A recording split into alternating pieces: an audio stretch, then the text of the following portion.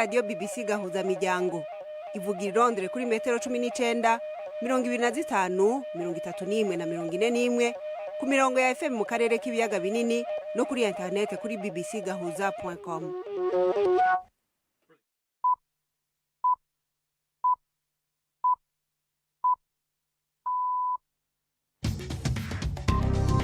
Uni saha 10 n'igice ku isaha mpuzamakungu ya GMT, isaha 12 n'igice mu Rwanda no mu Burundi, muri kumwe na Florentine Kwizera. Amahoro ni kaze mwese abakunzi ba BBC gahuza miryango, turi ku munsi wa kabiri itariki 16 z'ukwezi kw'icenda muri 2025. Izi ni zimwe mu ngingo zigize ikiganiro cacu cyo kuri uyu mugoroba. Abanyapalestina baharugwa mu bihumbi bariko barahunga ibitero vya Israel mu muji wa Gaza, ibitero bihiga umuti wa Hamas byahuriranye nuko icegeranyo ca ONU cita ihonyabwoko ibiriko bibera ngaho muri Gaza. Ikindi cegeranyo kivugwa muri iki kiganiro cacu ni ca Human Rights Watch, ivuga yuko leta ya Republika ya Demokrasi ya Kongo ikwiye kubuza umutwe wa Wazalendo guhohotera abanyagihugu. Ibi bakabivuga bakurikiye ibiheruka kubera mu gisagara ca Uvira mu ntara ya Kivu y'Amajepfo. Turaja no mu Bufaransa twumve ibyavugiwe mu rwego rw'iyungururizo rwa sentare y'i Paris mu rubanza rwa Sostene Munyemana aregwa uruhara muri genocide yabaye mu Rwanda. Tubafitiye n'urunana. Iki kiganiro gihagarikiwe na Marc Niyonkuru.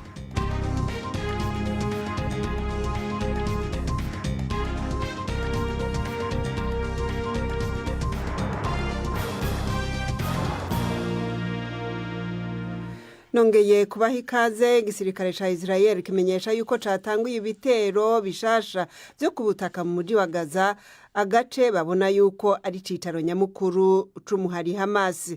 Ibi bihuriranye n'icegeranyo ca ONU cemeza yuko ibiriko bibera muri Gaza ari ihonyabwoko.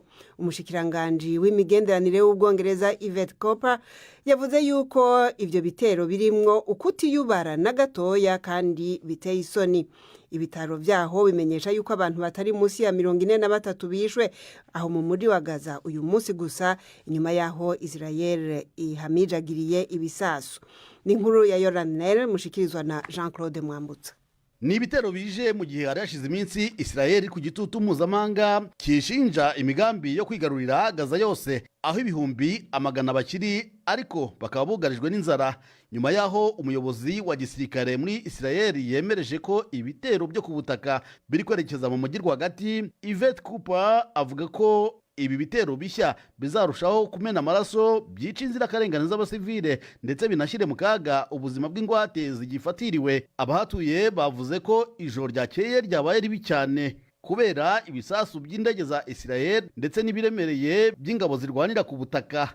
Ibihumbi by'abantu baragerageza guhungira mu majyepfo, ariko imihanda isohoka mu mujyi irasa n'iyarengewe kubera abantu benshi bahunga. Itangazamakuru rya Israel rivuga ko abategetsi biteze ko ibikorwa bishya bya gisirikare bishobora kugeza nibura mu mpera z'uyu mwaka. Igisirikare ca Israel cagavye ibitero kandi kubagwanyi b'Abahudi muri Yemen, aho catumbereje cane ku kivuko ca Hodeida. Umuvugizi wo mu gisirikare yagabishije aciye ku rubuga hwaniro ko abantu bose hamwe n'amato bikwiye gukugwa mu karere kagenywe gutumberezwa. Kugeza ubu nta kadambo kuvyerekeye abo bahasize ubuzima canke ivyononekaye. Israel n'Abahudi bakunze kugabana ko ibitero kuva intambara itanguye mu karere ka Gaza. Ibitero vya Israel mu ndwi iheze vyatumberejwe ku muji wa Sana n'utundi turere, bikaba bivugwa yuko vyahitanye abaharugwa mu mirongo. Tuje mu karere k'ibiyaga binini. Ishirahamwe riharanira agateka kazina muntu Human Rights Watch rimenyesha yuko leta ya Republika ya Demokrasi ya Kongo ikwiye gukingira abanyagihugu kugirirwa nabi n'umugwi witwaje ibigwanisho wa Wazalendo usanzwe ufasha igisirikare ca leta kugwanya umugwi mukeba wa M23. Icegeranyo ca Human Rights Watch kigaruka kubiherutse kubera mu ntara ya Kivu y'Epfo mu muji wa Uvira, ahamaze indwi irenga hari imigumuko yari yatunganijwe n'uwo mugwi wa Wazalendo yiyamiriza umwe mu ntwazangabo z'igisirikare ca leta General Olivier Gasita batashaka yuko akomeza kuhakorera bamwagiriza yuko yoba afitanye imigenderanire n'umugwi M23. Ivyo ngo vyatumye umuntu umwe akiri umwana hasiga ubuzima, abandi bagera kuri 9 barakomeretswa n'amasasu bose b'abasivile. Human Rights Watch ivuga yuko barashwe kandi batari bafise ibigwanisho. Nabadije umuvugizi wayo Clémentine Domonjwa uko bamenye ivyo. Selon les entretiens que nous avons faits avec des témoins qui étaient présents lors des manifestations. Dushingiye ku buhamya bw'abari bahari n'isesengura twakoze kuri izo video z'imyigaragambyo ko kubona abayirimo biruka bahunga babarasa kandi nta numwe wari ufite intwaro. Ils se font tirer dessus, aucun d'entre eux n'était armé. Nukuvuga rero ko mwashoboye kumenya ko nabo bo mu mugwi wa Zalendo basanzwe bitwaje ibigwanisho uwo munsi atavyo bari bafise. Effectivement, c'est ce que les personnes. Yego, ababibonye ndetse n'abigaragambya nibyo batubwiye, kandi koko ni nabyo biri muri izo video twabashije kubona. Visionner. Ko bwanyu n'igiki catumye leta idashobora gukingira abanyagihugu ivyo bikorwa bibi vya Wazalendo n'abandi bari mu myerekano? Oui, effectivement, il y avait des barrages routiers qui ont été érigés par les Wazalendo. Nibyo, mu muhanda hari za bariyeri zashizweho n'umutwe wa Zalendo, harimo n'umuhanda mukuru ujya ku mupaka n'u Burundi, ndetse ibikorwa by'ubucuruzi, amashuri no gutwara abantu n'ibintu byari byahagaze kugeza ku itariki ya 9 z'uku kwezi kwa 9. Ni ikibazo gikomeye kubona Wazalendo ishobora gukora ibintu nk'ibyo, kandi n'umuvugizi w'igisirikare cya Kongo akavuga ko ibibazo bya Wazalendo bitabareba. Que l'armée n'était pas responsable pour les Wazalendo. Kwari ugushaka kwitandukanya nabo nimba numvise neza. Oui, effectivement, en disant qu'ils ne contrôlent pas les Wazalendo, que ce n'est pas. Yego niko biri, bavuga ko batagenzura Wazalendo, ko igisirikare atari cyo kibashinzwe, n'uburyo bwo guhunga inshingano, kandi nyamara amategeko mpuzamahanga avuga ko umukozi wese wa gisirikare cyangwa umuyobozi muri leta uha intwaro umutwe w'abarwanyi ukora mabi, uwo muntu ashobora kuryozwa ibyo bakora. Mbega none nindafasha uwundi? Niyo migwi ifise ibigwanisho ifasha leta ku buryo leta idashobora kuyigenzura canke ni leta ikoresha ikayiha ibigwanisho ikanayigenzura? En fait, comme vous l'avez dit, il y a différents moyens pour des groupes armés. Nk'uko bivuze, hari uburyo bwinshi imitwe y'abarwanyi ishobora kubona intwaro cyangwa amafaranga kugira ngo ibashe gukorera muri icyo gice. Ariko icyo twabonye ku bijyanye na Wazalendo nuko bashigikiwe n'igisirikare ndetse na leta ya Kongo. Hari ihererekanya ry'amafaranga n'intwaro bizwi neza, société civile ifitiye ibimenyetso, ndetse n'abandi baburiye ko bishobora kuba bikorwa. D'autres qui ont alerté sur ce risque. Et de par le fait qu'ils ont fourni ce soutien. Rero kuba harabaye uko gufasha Wazalendo kandi ari umutwe ukora ibyaha, birashoboka ko leta ya Kongo ishobora gufatwa nk'umufatanyabikorwa w'ibyo byaha. Que ces groupes armés peuvent commettre. None mubona hakwiye gukorwa iki? Tout d'abord, il faut que les autorités congolaises mettent fin. Icyambere nuko abayobozi ba Kongo bahagarika gufasha Wazalendo ndetse bagakora ibishoboka kugira ngo bageze imbere y'ubutabera abakoze ibyaha birimo kwica n'ibindi bikomeye twashoboye gukusanya muri iki cyegeranyo ndetse n'ibindi biherutse. Il faut surtout résoudre cette question des Wazalendo. Mu by'ukuri niba bashaka kugarura umutekano muri ako gace, ni ngombwa ko barangiza icyo kibazo cya Wazalendo. Aho ni ahantu abaturage b'abasivile bakikijwe n'imitwe myinshi yitwaje intwaro, kandi mu by'ukuri ntibazi neza ushinzwe umutekano wabo.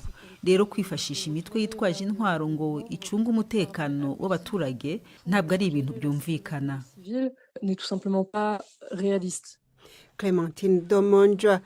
Icegeranyo c'ishirahamwe mpuzamakungu kirega abategetsi ba Sudani y'Epfo kunyuruza amamiliyaridi y'amadolari aciye mu igurishwa ry'ibitoro nako bagasiga miliyoni z'abanyagihugu baba mu bukene butagira izina. Icegeranyo c'umugwi ujejwe agateka kazina muntu muri ONU cerekana ibikorwa bigwiriye byo gucisha mu kwaha ubutunzi bwa leta burimo hafi miliyaridi 2 zagiriye mu mugambi w'iterambere wo kubaka amabarabara wari wiswe Oil for Roads. Sudani y'Epfo ikaba yarashoboye kuronka ayarenga miliyaridi 25 nako amajana 250 z'amadolari avuye mu bitoro kuva yikukira harashize imyaka 20 leta ikaba yari imyagaciro biri muri ico cegeranyo ca ONU ivuga yuko ari icegeranyo c'impirimbanyi zipfa kuvuga ivyo zitatohoje. BBC gahuza miryango tugeze ku isaha imwe uri minota 20 mu karere k'ibiyaga binini.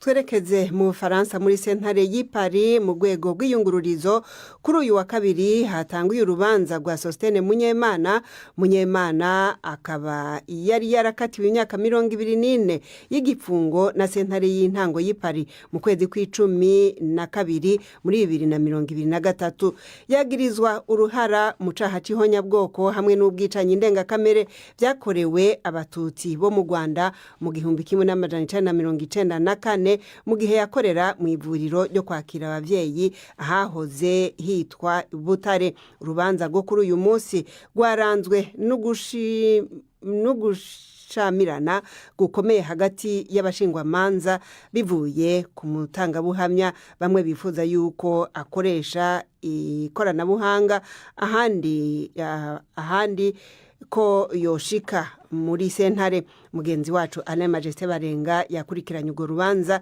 adutegurira inkuru ikurikira. Munyemana Sostene yajuriye urubanza rw'imyaka 24 yaciriwe na sentare y'abanyagihugu y'Ipari mu Bufaransa yagirizwe ibyaha bya genocide mu 1994 yitavye yambaye ikoti ya kaki irimwo agapira kera yambaye n'amarori amwenyura cyane aho yagenda aramutse bamwe yaraboshe n'amapingu ko yaravuye mu gasho akikijwe n'abajandarume b'abafaransa bari bakinje imbere n'inyuma mu rukiko. Sentare yatanguye kwemeza inyankamugayo zizofashanya n'abacamanza batatu guca urwo rubanza ikurikiza isoma ry'abatangabuhamya barenga 50 bazosura muri urwo rubanza. Yamara umwe muri bo yateye impari cyane gushika urubanza ruhere. Uwo nawe ni Fabrice Ishimwe kuko ubutabera bw'u Rwanda bwo buvuga ko yifuza gutanga ubuhamya bw'abakoresheje ikoranabuhanga ku mvo ziwe z'akazi aho batanze n'icete kivyemeza. Yamara ababuranira Munyemana bavuze ko ico ari kinyoma. Jean-Marie Bijou Dival abaserukira yavuze ko vyerekana ko leta ya Kigali yifuza kwisuka mu rubanza aho yaciye asohora ugwete avuga ko yandikiwe na Fabrice Ishimwe ari Kigali akoresha urubuga rwa WhatsApp avuga ko afise amakenga ku mutekano wiwe mu gihe utanga ubuhamya bwiwe akoresheje ikoranabuhanga habwo yifuza gushika Paris. Abo bashingwamanza ba Munyemana bakaba basavye sentare kwitokorera ku ico bise ubutegetsi bw'igitugu bwa Kigali. Sentare ikaba yavuze ko igiye kwiga ico kibazo c'umutangabuhamya Fabrice Ishimwe kugira ntibidindize urubanza bitegekanje ko urubanza ruzotangura neza ku munsi w'ejo mu idonido kumvirizwa abatangabuhamya barenga 6. Munyemana yahoze ari umuganga afasha abavyeyi ginekologe mu cahoze ari prefecture ya Butare. Uwo muganga yarandaje mu gihugu c'u Bufaransa gushika ku kuruke aho yakora mu gisata c'indembe urgentiste no mu cabageze mu za bukuru geriatrie. Inyuma yaho yahavuye afatwa acibwa urubanza yagizwe ivyaha vya genocide. Imbere yo kuja mu runana ndababwire yuko muri Malawi bamaze kugara ibibanza byo gutoreramo umukuru w'igihugu mu matora biribemwo aho prezida ahari ubu Lazarus Chakwera ariko arondera kongera gutwara ikiringo kigira kabiri. Abantu bakaba bagiye ku bwinshi mu bibanza by'amashure byakoreshejwe nk'ibiro vy'itora hirya no hino mu gihugu. Imyiyamamazo yari yashingiye ku kibazo c'ubutunzi bw'igihugu bucumbagira ubushomeri n'ubukene bw'ibifungurwa. Chakwera n'uwo bahanganye wa hafi nawe yahoze ari prezida wa Malawi Peter Mutharika bompi biyemeje kunagura uburimyi bwashegeshwe n'uruzuba hamwe n'ibihuhusi. Atawurengeje amajwi 50% bazoca bakora ayandi matora yo ku ngunga ya kabiri mu kiringo kitarenza amezi 2. Abakunzi burunana n'umwanya wanyu.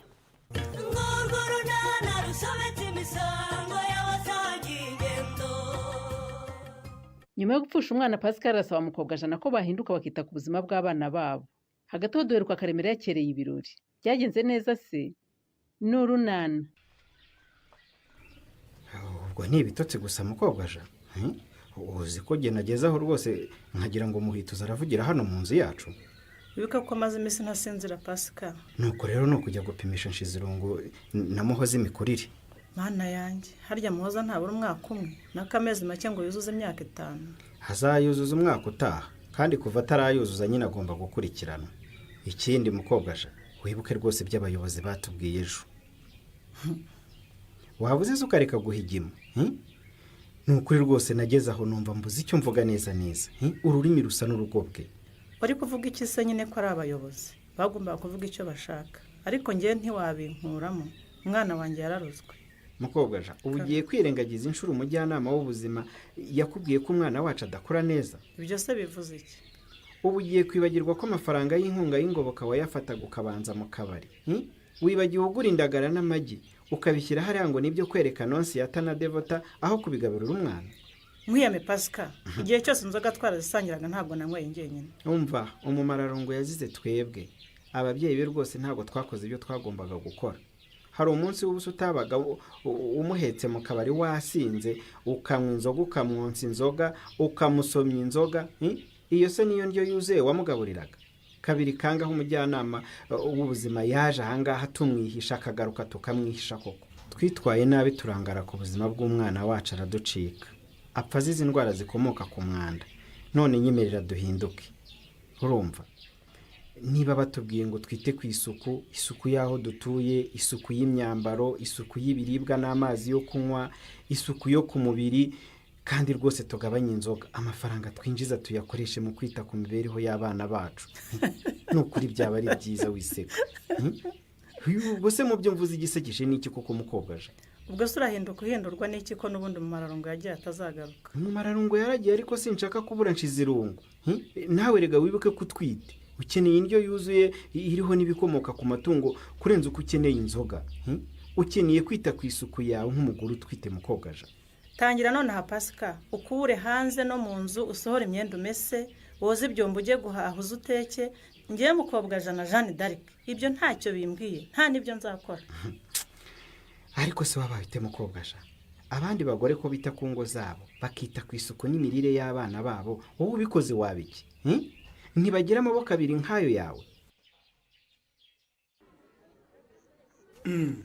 Urya se nawe uri hano busho? Ndahari. Uriya rero niyogoshesha hafi buri munsi. Kuko rwose ubwanwa burambangamira sinkubeshye. Niko se muyobozi wacu. Ubutera n'inyura. Umuyobozi wacu uranyumva ko twakubuze mu bukwe bwa Karemera. Uretse mu bukwe se mwitabaro kwa Pascal ho narahabonetse Patrick. Siko ntakubonye koko. Nari natumiye mu mahugurwa ku murenge, nuko bituma ntaboneka hombi. Mahugurwa kira. Babahuguraga ibirebana n'iki se kandi? Ku bidukikije. Kubungabunga ibidukikije, twita cyane ku birebana no kuvangura imyanda. None se hari abandi bantu bitwikira ijoro bangiza igishanga cyacu kandi? Gusa bagiye kugaruka kutwigisha gucukura imirwanyasuri no gutera ibiti kuri imirwanyasuri. Muratume ejo mu nama nzabagezaho ibyo twahuguriwe. Hari byinshi tugomba kwiga mu birebana no kuvangura imyanda ndetse n'ibirebana n'imyanda ihumanya. Imyanda ihumanya ahubwo? Alphonse we nibutse batiri yanshiriye umwana intoki rwose ndayibutse. Iyo myanda ihumanya ahubwo ariyo. Yego disoba mu bungu bafite ubumuga kandi ntabwo yagiraga mbere. Urumva ko ufite urugero rero rugaragaza ko imyanda ihumanya idakwiye kuguma mu baturage kuko ishobora kwangiza ubuzima. Cyane rwose. Iyo nama ahubwo sinzayiburamo. Sinzayisiba pe. Ko tuzanatora umuntu ushinzwe imibereho myiza n'iterambere mu mudugudu wacu ra Parasosho. Muzaze wabona muri mwa rutorewe izo nshinga. Ibyo muzabitorere bushomenge nta mwanya nabonera imirimo nk'iyo ngiyo y'ubukorera bushake. Ariko namutekerezaga n'ubundi nzamwamamaza mbere y'abandi bose pe. Nikoze Jean Patrick. Karame busho.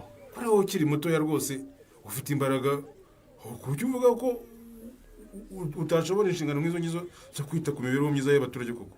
Suba haba harimo amafaranga. Aho ntiwatekereje ko tutakugezaho ari urwango koko mukobwa ja. Kugira ngo se nararebaga Nadine. Buriya bahageze n'abatarahageze ni Pascal ubazi. Agahinda ko gupfusha umwana ndakazi. Buri mfrangi yazize malaria. No kwihangana pe. Umuntu atihanganye se yakora iki kindi? Turihanganye nyine. Nadina, Karame mujyana. Gira hino. Ariko abandi mukomeze. Mujye hariya kwa Veronica bapimira abana. Muzajya munzanira ibipimo kugira ngo mbagire inama. harya Nadine ndakumva mujyana. umwana urabura igihe kingana iki ngo yuzuze amezi 6? Umwana wanjye yavutse kuri 22 z'ukwa kane uyu mwaka, urumva kazuzuza amezi 6 kuri 22 z'ukwa 10. urumva ko wabura ukwezi n'iminsi mike rero utangire kumuha imfashabere. Yego mujyana. Ni ngombwa rero kwitegura guha umwana wawe imfashabere. Umwana wanjye ariko yakura neza kandi aronka neza, agahaga nta kibazo pe, nta kibazo afite. Nibyo rwose arakura neza. Yego. Ariko ni ngombwa ko umwana cyuzuza amezi 6 agomba guhabwa imfashabere igizwe n'indyo yuzuye. Yego. Kandi itegura mu isuku. Kuko kuri icyo kigero amashereka yonyine ntaba kimuhaza. Ndakumva mujyana. Mwana yambwiye ko iyo ndyo yuzuye itagomba kubamo ibikomoka ku matungo. Ni byiza cyane. Urumva ubwo byibuka buriya ngiye mba nishimye pe, kuko mba ntaravugiye ubusa. Nkaba ngusaba kwitegura hakiri kare kugira ngo igihe cyo kugaburira umwana n'ikigero uzabe witeguye. Urumva? Ndakumva. Kandi wibuke ko kumugaburira bidakuraho kumwonsa. Yego, umwana wanjye ntangira kumuha imfashabere, nzakomeza no kumwonsa. Nubigenza utyo bizamurinda kurwaragurika rero. Yego. Binamurinda igwingira, bityo umwana wawe akure neza. Ndifuza ko umwana wanjye akura neza. Bityo ibyo munsaba byose gukora nzabikurikiza mujyana n'ukuri. Ni iby'ingenzi ugomba kumenya yuko umwana wujuje amezi 6 kugeza ku 8. Yego. Agaburirwa inshuro ziri hagati y'ebyiri n'3. Yego. Agahabwa amafunguro 2 manini na rimwe rito. Yego. Kandi agakomeza konka igihe cyose abishaka. None se mujyana, nta gapapuro mufite ngo mukame nandike izo nshuro zose muvuze kugira ngo ntazabyibagirwa? None se warwaye mama? Nta kindi ndwaye n'umunaniro Kareme. Uko bize naherukaga gukora urugendo rudeshya kuri ryari koko.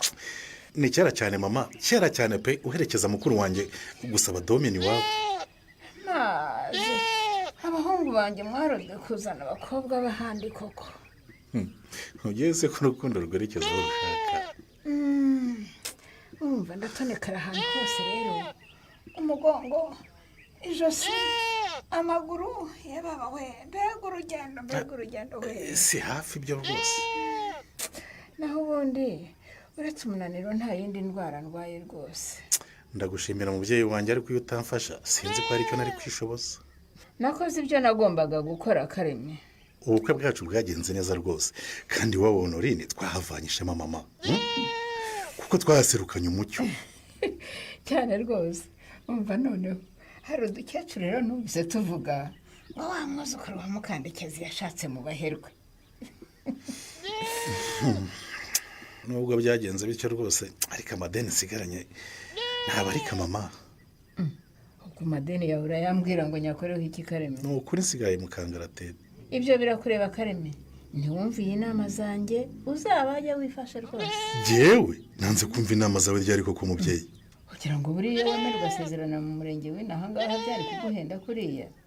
Mama ko twagiye gusezerana mu murenge tugenda tumanuka tukajya mu rugo iwabo Honorine tugasaba, kandi ko no mukanya wari wishimye kumvise tuvugwa neza muri uriya muryango, ubwo muhindutse ute koko? Mbabura cyane Kareme, ibyo nahishoboye narabikoze. Iby'amadeni yawe uzareba uko bikemura wowe n'umugore wawe. None se mama nabikubwiye undi nabibwira ninde? Ubwo rero tuvuge ko wagiye gufata amadeni wizeye ko agiye nyirabazungu Clemencia haryo uzayakwishyurira Kareme. None se mu by'ukuri kigutunguye n'iki Nadine? Nuko ubone wanjye kigiye muri uyu mugoroba Patrick. Hari umuntu wambwiye ko yakubonye hafi ikigo nderabuzima uhetse umwana. None se umukobwa wanjye yarwaye? Wabikubwiye si yabaza akamenya neza igikorerwa aho yambonye. Umwana ntago arwaye ni muzima. Ahwi, Imana ishimwe, nari mpangayitse shaho. Wowe uhangayikishwa n'umwana se? Aho yambonye niho abajyanama b'ubuzima bapimira imikurire y'abana, ubwo yambonye nagiye kumupimisha. Basanze akura neza se? Arakura neza cyane nta kibazo. Ariko se Nadine, ndakumva. Ubu ntiwamba ariko ukanyereka umukobwa wanjye. Yego sinitwaye neza, ariko rwose bikomeza kumbuza uburenganzira bwo kubona umwana wanjye. Ekada, sibwo uvuze ko nkubuza uburenganzira bwawe? Urabumbuza aho ukanabuza umwana, kuko umwana wanjye akeneye kubona se. Igihe yaragukeneye cyane ntabwo yakubonye Patrick. Aka kanya bibagiwe amasaha namaze yirishye ku kibero cy'inzi wawe. Nkwinyiga ngo ugire icyo umfasha ndi hafi kubyara. Urabyibagiwe. Nadi, ibyo ni ibyahise ariko rwose ntukwiye kubigenderaho. Patrick, warambabaje cyane. Kandi kukubwira ko utazigira mbonera umwana, sinakinaga nawe. Urumva?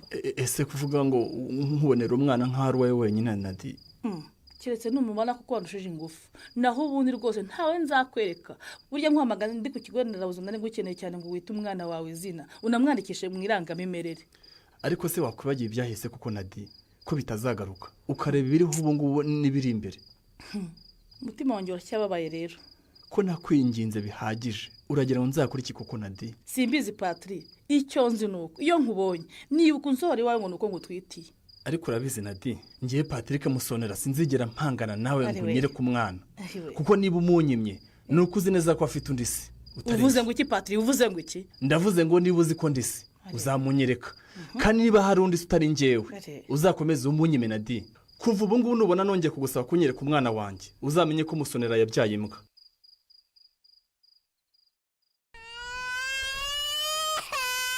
none se twari kumuha iki kandi ntacyo mwasize ngo umuntu agiteke papa? habe n'ikijumba cyangwa igikoma. maze ndashonje cyane. ariko se muravugisha ukuri mwabana mwe uzi ko muri ntezarubwa? intezarubwa ni iki se papa? papa aratekereza ko tumubeshye tudashonje muho. none se papa unshize irungu ndamuheka kugeza ryari koko? ubundi si uwo mugongo wawe arawuryamo iki muza? none se ubundi nyoko yagiye ryari? kuva yagenda ntabwo aragaruka. oya mwibeshya yemwe ba ubu kuva mu gitondo umukobwa jana yagenda ntabwo aragaruka. azi neza ko nta fu y'igikoma yasize muri uru rugo kandi hari amafaranga namusigiye ngo abahahire. jera n'inzara iranyishe. ubundi se abana barizwa n'inzara wiriwe ubyatsa byaha mu rugo uhakora iki? ubu se nanjye nari kwirirwa ngenda nkawe ra. ariko mukobwa jana ubu nta soni ufite koko? umuntu w'umubyeyi utaramara n'ukwezi apfushije umwana mutazize kutitabwaho watinyutse usiga nshizurungu ahangaha adafite icyarye cyangwa icyanywa wirirwa iyo koko? amafaranga nagusigiye wayashyize hehe ubundi? amafaranga nagusigiye wayashyize hehe? ndavuga ukansubiramo nkaho ntavuga ukuri. urupfu rw'umwana wacu nta somo rwagusigiye. imibereho ni ya yindi ni ukuva mu rugo nta suku ukoze abana bakirirwa batyo ntacyo kurya ntacyo kunywa nta gukaraba. urumva batazapfa bakadushiraho kubera kutumva kwawe koko? Pasika urakomeza kunshinja urupfu rw'umwana wacu urambona. amafaranga angahe wasigiye ari kugura ibishyimbo akagura imboga akagura n'ibijumba? ko navuye hagiye kureba umuntu wari wanyijeje ikiraka ngo burade amafaranga navuye hagiye mu kabari. ubwo utashye wasinze nta n'uwamenya wabona wafashe amafaranga baguha yo kwita ku mirire y'abana akaba ariyo uvuye gusinda mu kabari nyine. ariko mbega kukora mu bwonko we ubu agacupa kamwe umuntu asengereye yanyagiye ugiye kukanyurira. zacyurirwa kwica umwana wanjye nabyaye nyurirwa kunywera amafaranga yose yinjiye muri uru rugo wowe nta muhogo ugirana. maze bavuga ibigondamye imihoro ikarakara. kandi ndakumomora urwo rutwe rumene Pasika. umenya ariko utibuka ko unatwite. hagarara se Pasika hagarara. uranyurira umwana waje ari jye nawe ninde wamutwise amezi 9 warwavumbaho. kwa Pasika rugwisha yanka ruracyayirimo. aba bana babo bazabaho bate? naho mu kiganiro runana cy'ubutaha. ikinamico runana mwitegurirwa n'umuryango Urunana Development Communication mukayikurikira kuri radio BBC kuwa 2 no kuwa 4 saa 12:45 z'umugoroba. ikinamico runana kandi mwayikurikira kuri YouTube. kuyigeraho andika ijambo ikinamico runana official maze utange n'ibitekerezo. uramutse ufite ikibazo cyangwa igitekerezo kandi wifuza kutugezaho watwohereza ubutumwa bugufi bwanditse kuri telefoni igendanwa 0783181064. mushobora kandi kunyuza ubutumwa kuri page yacu ya Facebook. kwigeraho no kwandika ijambo urunana. dusubikiye ikiganiro runana cy'uyu munsi naho butaha. barakoze abo mu runana abo tutatanguranye kuva mu ntango. tubabwire yuko mu karere kwa Kagaza abanyapalestina baharugwa mu bihumbi bariko baragerageza guhunga ibitero by'igisirikare ca Israel muri uwo muji. n'ibitero rero bihuriranye nuko umugwi w'ishirahamwe mpuzamakungu ONU ujejwe agateka kazina muntu uvuga yuko aho muri Gaza hariko harabera ibikorwa by'ihonyabwoko. Kino kiganiro cari gihagarikiwe na Mark Niyonkuru, jewe mumva mwijwi nari Florentine Kwizera, mu buhinga bw'ivyuma twafashijwe na Bolodoma. Tubashimire mwebwe mwese abahisemo BBC gahuza miryango, mukomeze kugira ibihe byiza, mwakoze kudukurikira.